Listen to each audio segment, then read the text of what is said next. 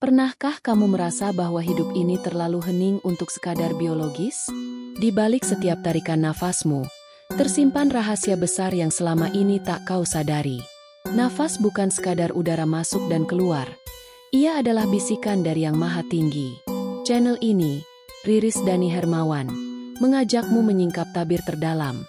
Apakah mungkin Tuhan bernafas bersamamu? Yuk, subscribe sekarang. Karena perjalanan ini bukan sembarang perjalanan, tapi perjalanan kembali kepadanya. Dalam hidup yang terus bergerak cepat, kita sering lupa pada hal paling sederhana namun paling penting, nafas. Ia hadir tanpa pernah kita minta, pergi tanpa bisa kita tahan.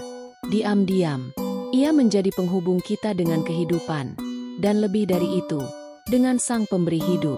Bayangkan sebuah pintu yang selalu terbuka, tapi tak pernah kita sadari. Nafas adalah pintu itu. Setiap helaan dan hembusannya adalah ketukan lembut dari Tuhan, mengajak kita kembali mengingatnya dalam sunyi. Dalam heningnya tarikan udara, ada ayat tak tertulis, ada zikir tanpa suara. Ia bukan sekadar proses biologis, tapi ritme ilahi yang mengalir bersama waktu, membawa pesan bahwa kita tidak pernah benar-benar sendiri.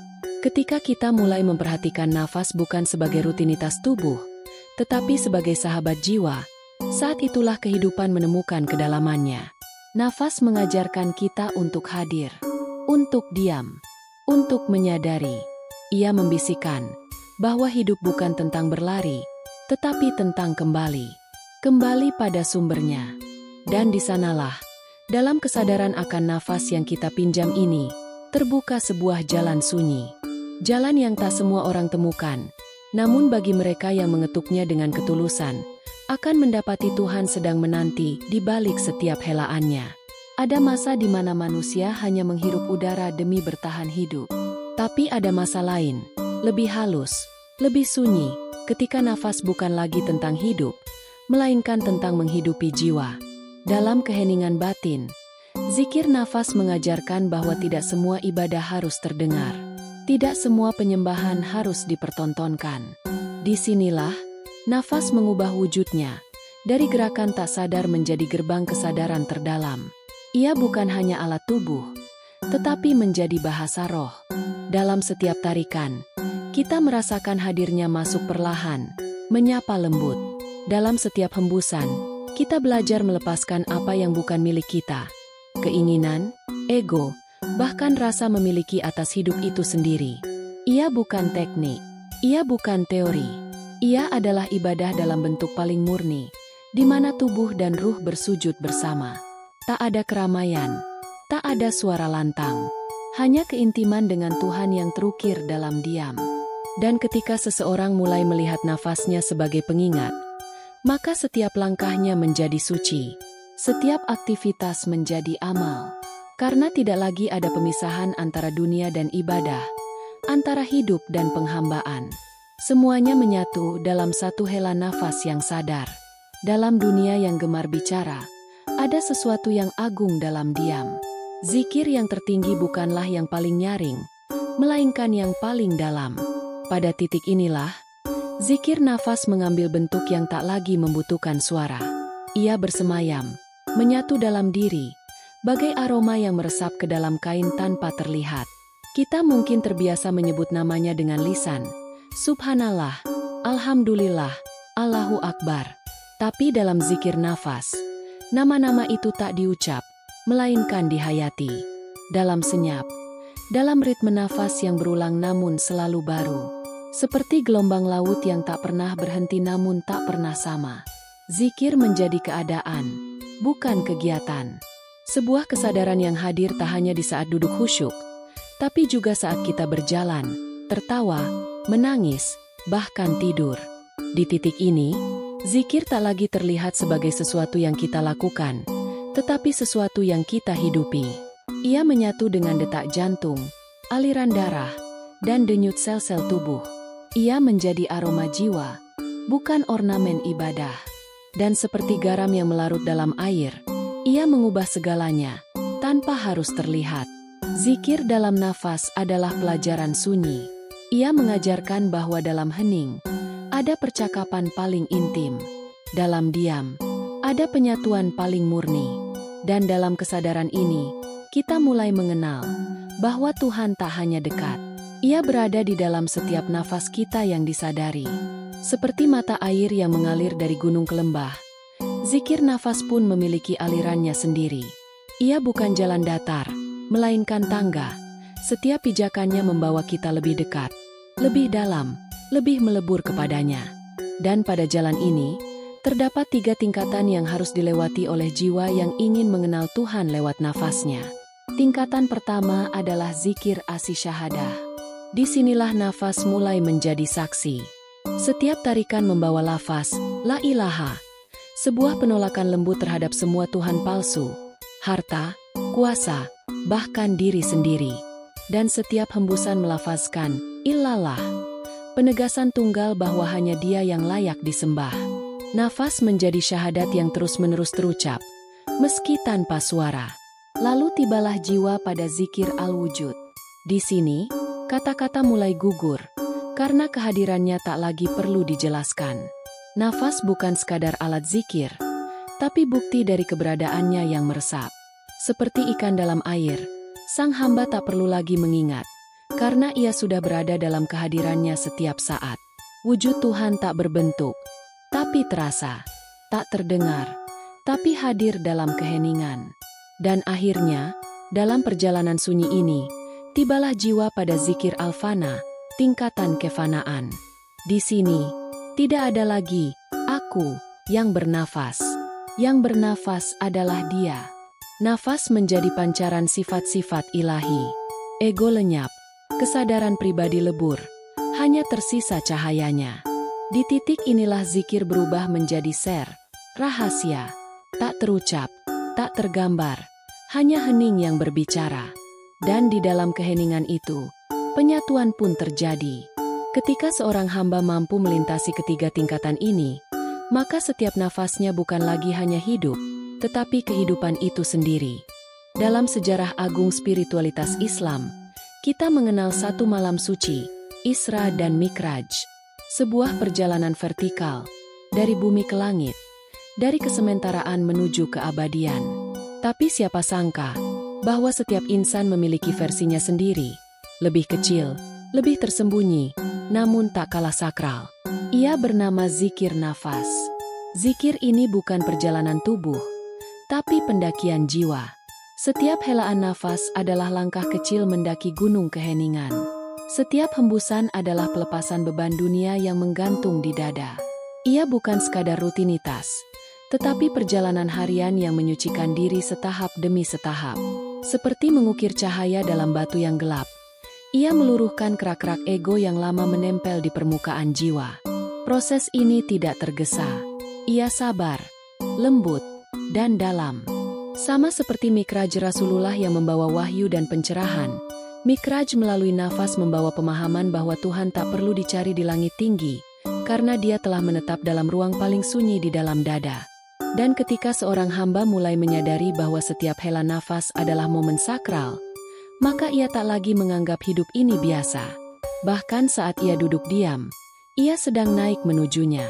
Bahkan ketika ia diam menatap langit, jiwanya sedang memanjat cahaya. Zikir nafas bukan zikir biasa.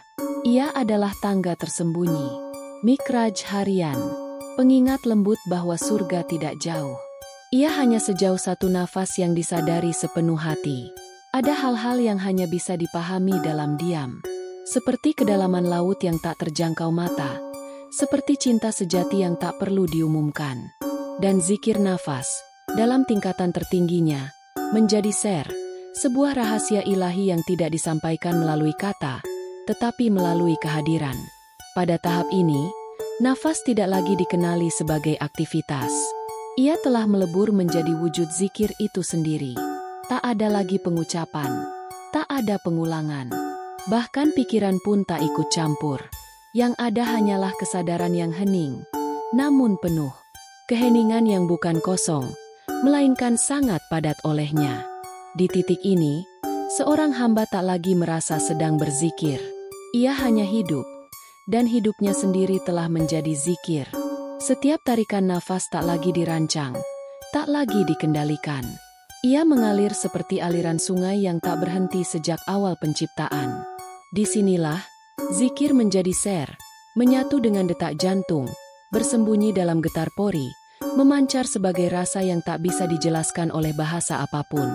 Dan dalam rahasia inilah, seorang hamba menemukan apa yang tak dapat ditemukan melalui buku, seminar, atau logika. Ia menemukan Tuhan tidak di luar dirinya, tapi dalam detik-detik hening yang terus berdetak, bahkan tanpa suara. Zikir nafas dalam bentuk ser bukan untuk diumbar. Ia bukan pencapaian yang diceritakan. Ia adalah taman rahasia. Hanya mereka yang diberi kunci olehnya yang dapat masuk. Dan ketika kau masuk, tak ada lagi yang perlu dikatakan, karena keheningan telah menjawab segalanya. Jalan menuju Tuhan selalu penuh keheningan, tetapi bukan berarti ia tanpa bahaya. Justru karena sunyi itulah, jalan ini menyimpan ujian yang tak tampak oleh mata. Zikir nafas, yang tampak lembut dan sederhana, sebenarnya adalah jalur tajam bagi jiwa yang belum siap. Ia bisa menjadi cahaya, atau menjadi kabut yang menyesatkan. Tak semua yang menyebut namanya telah menyatu dengannya. Ada yang terperangkap oleh rasa memiliki, bahkan terhadap zikir itu sendiri. Ada yang menjadikan praktik suci ini sebagai medali, bukan sebagai cermin. Disitulah letak bahayanya. Karena semakin tinggi sebuah ilmu, semakin halus pula jebakannya. Keinginan untuk merasa berbeda, lebih tinggi, atau lebih dalam. Semua itu bisa menjelma sebagai jeruji emas yang membungkus ego dalam pakaian rohani. Itulah sebabnya para guru sejati begitu berhati-hati.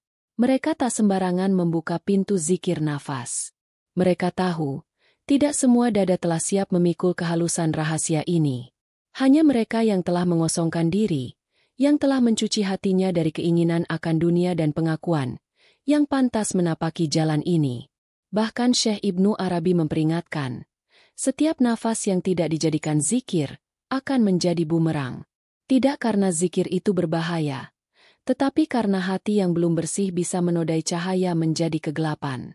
Jalan sunyi ini bukan jalan populer. Bukan jalan yang diramaikan pujian atau popularitas. Ia adalah jalan kesendirian dan kejujuran.